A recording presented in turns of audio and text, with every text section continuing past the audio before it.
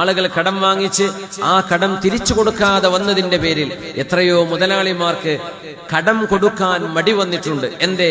കടം കൊടുത്താൽ തിരിച്ചു കിട്ടൂല. അത് തിരിച്ചു തരാൻ വേണ്ടിയല്ല ആളുകൾ വാങ്ങിക്കുന്നത്. വാങ്ങിക്കുന്ന ആളുകൾക്കോ അത് തിരിച്ചു കൊടുക്കണമെന്ന ചിന്തയുമില്ല. പിന്നെ ടെൻഷൻ അടിക്കുന്നത് ആരാ? കൊടുത്ത ആള്. വാങ്ങിച്ച ആളാണ് ടെൻഷൻ അടിക്കേണ്ടത്. പക്ഷെ കൊടുത്ത ആൾക്ക് അപ്പൊ ടെൻഷൻ. ചോദിച്ചാൽ പ്രശ്നമായി.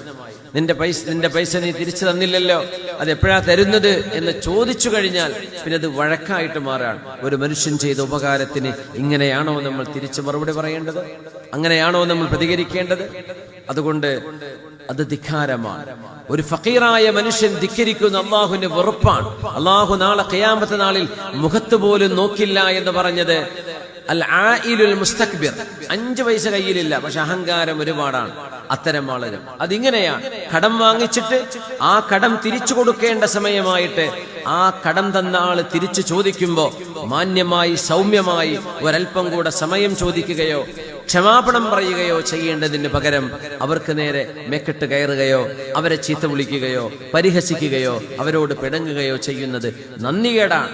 മിനിമം അത് നന്ദികേടാണ്. നന്ദികേട് അല്ലാഹുവിന് ഇഷ്ടമല്ല. മല്ലം യശ്കുരിന്നാസ ഫലം യശ്കുരില്ലാഹ്.